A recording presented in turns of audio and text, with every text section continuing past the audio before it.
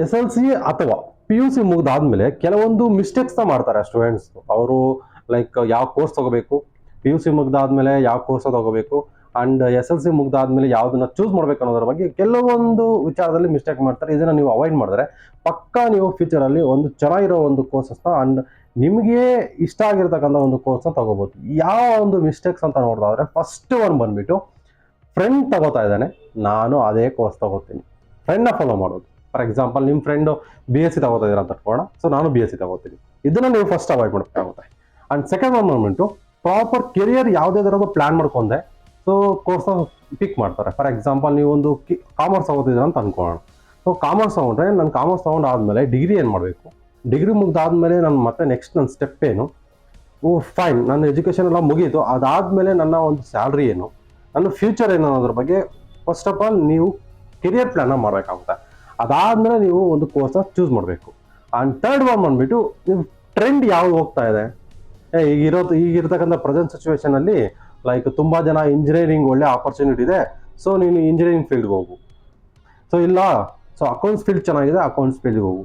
Trend ಯಾವ್ದು ನಡೀತಾ ಇದೆ ಆ ಟ್ರೆಂಡ್ನ ಫಾಲೋ ಮಾಡೋದು. ಯಾವುದು ಟ್ರೆಂಡ್ನ ಫಾಲೋ ಮಾಡ್ಬೋದು, ನಮ್ಮ ಸ್ಕಿಲ್ಸ್ನ ಫಾಲೋ ಮಾಡಬೇಕು. ನಮ್ಮ ಸ್ಕಿಲ್ಸ್ನ ಫಾಲೋ ಮಾಡಿದ್ರೆ ಆಟೋಮೆಟಿಕ್ ಆಗಿ ನಮಗೆ ಬೇಕಿರ್ತಕ್ಕಂಥ ಒಂದು ಕೆರಿಯರ್ನ ನಾವು ಚೂಸ್ ಮಾಡ್ಕೋಬಹುದು. ನೆಕ್ಸ್ಟ್ ಒನ್ ಬಂದ್ಬಿಟ್ಟು, ನಮ್ಮ ಸ್ಕಿಲ್ಸ್ನ ಇಗ್ನೋರ್ ಮಾಡೋದು. ಫಾರ್ ಎಕ್ಸಾಂಪಲ್ ನಮ್ಮ ಸ್ಕಿಲ್ಸ್ ಬಗ್ಗೆ ನಮ್ಗೆ ನಂಬಿಕೆ ಇಲ್ಲದೆ ಡಿಗ್ರಿ ಇದ್ರೆ ಸಾಕ್ಬಿಡು, ನನಗೆ ಬ್ಲೈಂಡಾಗಿ ಯಾವುದೋ ಒಂದು ಡಿಗ್ರಿ ಮಾಡೋಣ, ಈ ಥರ ಏನು ಮಾಡ್ತಾರೆ ತುಂಬಾ ಜನ ಯೋಚನೆ ಮಾಡ್ತಾ ಇದ್ದಾರೆ. ಇದನ್ನ ಯಾವುದೇ ಕಾರಣಕ್ಕೂ ನೀವು ಫಾಲೋ ಮಾಡ್ತಾರೆ. ಸೊ ನಿಮ್ಮ ಸ್ಕಿಲ್ಸ್ ಬೇಸ್ ಮೇಲೆ ನೀವು ಒಂದು ಕೆರಿಯರ್ನ ಚೂಸ್ ಮಾಡಿದ್ದೀರಾ ಅಂತಂತಂದ್ರೆ, ಕೋರ್ಸ್ನ ಚೂಸ್ ಮಾಡಿದ್ದೀರಾ ಅಂತಂತಂದ್ರೆ ನಿಮ್ಮ ಕೆರಿಯರ್ ಬ್ರೈಟ್ ಆಗಿರುತ್ತೆ. ನೆಕ್ಸ್ಟ್ ಒನ್ ಉಂಟು, ಪ್ರಾಪರ್ ಆಗಿ ಒಂದು ಬ್ಯಾಕಪ್ ಪ್ಲಾನೇ ಇರೋದಿಲ್ಲ.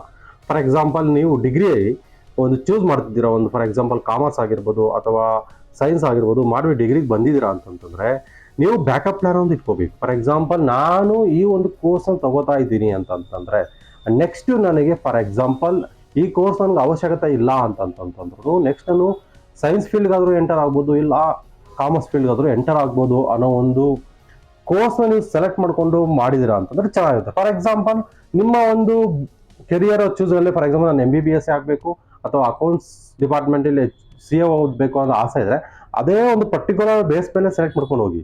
ಇಲ್ಲ ಅಂತಂದ್ರೆ ಬ್ಯಾಕಪ್ ಪ್ಲಾನ್ ಒಂದು ಇಟ್ಕೋಬೇಕಾಗುತ್ತೆ. ಬ್ಯಾಕಪ್ ಪ್ಲಾನ್ ಒಂದು ಇಟ್ಕೊಂಡ್ರೆ ನಿಮ್ಮ ಕೆರಿಯರ್ ಚೆನ್ನಾಗಿರುತ್ತೆ.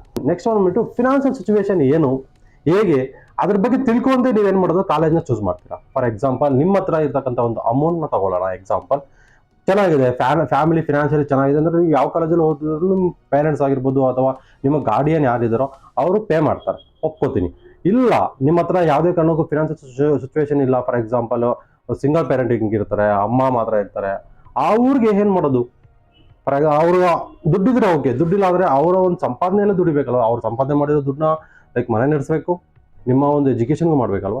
ಸೊ ಆ ಟೈಮಲ್ಲಿ ಕಾಲೇಜ್ನ ಚೂಸ್ ಮಾಡಿ. ಫಾರ್ ಎಕ್ಸಾಂಪಲ್ ಗೌರ್ಮೆಂಟ್ ಕಾಲೇಜಿಗೆ ಓದಿ, ಇಲ್ಲ ಕೆಲವೊಂದು ಕಾಲೇಜಲ್ಲಿ ಪ್ರೈವೇಟ್ ಕಾಲೇಜಲ್ಲಿ ಕಡಿಮೆ ಫೀಸ್ ಪ್ರೈವೇಟ್ ಕಾಲೇಜಸ್ ಇದೆ. ಯಾವ ಕಾಲೇಜಲ್ಲಿ ಓದಿದ್ರು ನಮ್ಮ ಸ್ಕಿಲ್ಸ್ ಮೇಲೆ ನಮ್ಮ ಎಫರ್ಟ್ ಮೇಲೆ ನಮ್ಗೆ ನಂಬಿಕೆ ಇದ್ರೆ ಯಾವ ಕಾಲೇಜಲ್ಲಿ ಬೇಕಾದ್ರೂ ನಾವು ಓದ್ಬೋದು. ಇದನ್ನ ಒಂದು ಮೈಂಡಲ್ಲಿ ಇಟ್ಕೊಂಡು ಈ ಒಂದು ಮಿಸ್ಟೇಕ್ಸ್ನ ಅವಾಯ್ಡ್ ಮಾಡೋದು. ಲಾಸ್ಟ್ ಒನ್ ಏನಂತಂದ್ರೆ, ಯಾವುದೇ ಕಾರಣಕ್ಕೂ ಯಾರದು ಗೈಡೆನ್ಸ್ ತಗೊಂಡೆ, ಸೀನಿಯರ್ಸ್ ಆಗಿರ್ಬೋದು ಅಥವಾ ಯಾರಾದರೂ ಅಡ್ವೈಸರ್ಸ್ ಆಗಿರ್ಬೋದು, ಗೈಡೆನ್ಸ್ ತಗೊಂಡೆ ಬ್ಲೈಂಡ್ ಆಗಿ ನಿಮ್ಮ ಫ್ರೆಂಡ್ಸ್, ನಿಮ್ಮ ಸುತ್ತಮುತ್ತ ಇರತಕ್ಕಂಥ ಫ್ರೆಂಡ್ಸು, ನಿಮ್ಮ ಸರೌಂಡಿಂಗು, ನಿಮ್ಮ ಇವ್ರದ್ದು ಗೈಡೆನ್ಸ್ ತಗೊಂಡು ನೀವು ಒಂದು ಕೋರ್ಸ್ನ ಚೂಸ್ ಮಾಡ್ತೀರಾ. ಏಕೆ ಚೂಸ್ ಮಾಡ್ಬೋದು ಹಾಗೆ ಅಂತಂದ್ರೆ, ಫಾರ್ ಎಕ್ಸಾಂಪಲ್ ನಿಮ್ಗೆ ಏನು ಗೊತ್ತಿರೋದು ನಿಮ್ಮ ಸುತ್ತಮುತ್ತ ಇರ್ತಕ್ಕಂಥ ನಿಮ್ಮ ಫ್ರೆಂಡ್ಸ್ಗೆ ಆಗ್ತಾನೆ ಅವ್ರೇನು SLC ಮುಗಿಸಿರ್ತಾರೆ, ಆಗ್ತಾನೆ ಅವರು PUC ಮುಗಿಸಿರ್ತಾರೆ. ಸೊ ಅವ್ರಿಗೆ ಇದ್ರ ವಿಚಾರ ಎಲ್ಲ ಹೇಗೆ ಗೊತ್ತಿರುತ್ತೆ. ಸೊ ನಾನು ನಿಮ್ಗೆ ಹೇಳೋದೇನಂತಂದ್ರೆ, ಬಿಫೋರ್ ನೀವು ಒಂದು ಕೋರ್ಸ್ನ ತಗೋತಿದ್ದೀರಾ ಅಂತಂದ್ರೆ ಒಂದು 4-5 ಮೆಂಬರ್ಸ್ನ ಕೇಳಿ, ಲೈಕ್ ಅದರ ಅಡ್ವೈಸರ್ಸ್ ಯಾರು ಇರ್ತಾರೋ ಅದ್ರ ಬಗ್ಗೆ ಗೊತ್ತಿದ್ರೆ ನಿಮ್ಗೆ ಇನ್ ಕೇಸ್ ಅಡ್ವೈಸರ್ಸ್ನ ಕೇಳಿ, ನಿಮ್ಮ ಟೀಚರ್ಸ್ನ ಕೇಳಿ. ಸೊ ಫಾರ್ ಎಕ್ಸಾಂಪಲ್ ನಾನು CA ಹೋಲ್ಡರ್ ಆಗ್ಬೇಕು ಅನ್ಕೊಂಡಿದ್ದೀನಿ ಸರ್, ಸೊ ನಾನು CA ಹೋಲ್ಡರ್ ಆಗಬೇಕಾದ್ರೆ ಏನು ಮಾಡಬೇಕು ಸರ್ ನಾನು ಅನ್ನೋದ್ರ ಬಗ್ಗೆ ಅವ್ರ ಕ್ವಶನ್ ಕೇಳಿ, ಅವ್ರು ನೀಟಾಗಿ ಹೇಳ್ತಾರೆ ನೀವು CA ಓದಬೇಕಾದ್ರೆ ಏನು ಮಾಡಬೇಕು, ಅದಾದ್ಮೇಲೆ ನೆಕ್ಸ್ಟ್ ಸ್ಟೆಪ್ ಏನಿರುತ್ತೆ ಅವ್ರು ಗೊತ್ತಿರೋದನ್ನ ಇನ್ಫಾರ್ಮೇಶನ್ ನಿಮ್ಗೆ ಕೊಡ್ತಾರೆ. ಅದು ನೆಕ್ಸ್ಟ್ ಕೆಲವೊಂದು ಅಡ್ವೈಸರ್ಸ್ ಇರ್ತಾರೆ, ಅಡ್ವೈಸರ್ಸ್ನ ಕೇಳಿ.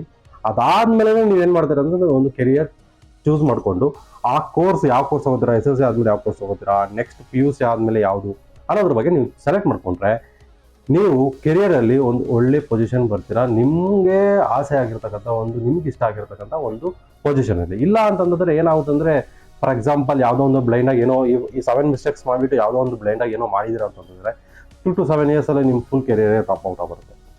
ಸೊ ವಿಡಿಯೋ ಇಷ್ಟ ಆಗಿದೆ ಅನ್ಕೋತೀನಿ. ಇಷ್ಟ ಆಗಿದ್ರೆ ಸಬ್ಸ್ಕ್ರೈಬ್ ಮಾಡಿ, ಶೇರ್ ಮಾಡಿ, ಆ್ಯಂಡ್ ಬೆಲ್ ಐಕಾನ್ ಅನ್ನು ಕ್ಲಿಕ್ ಮಾಡೋದು ಅಂತ ಮರಿಬೇಡಿ.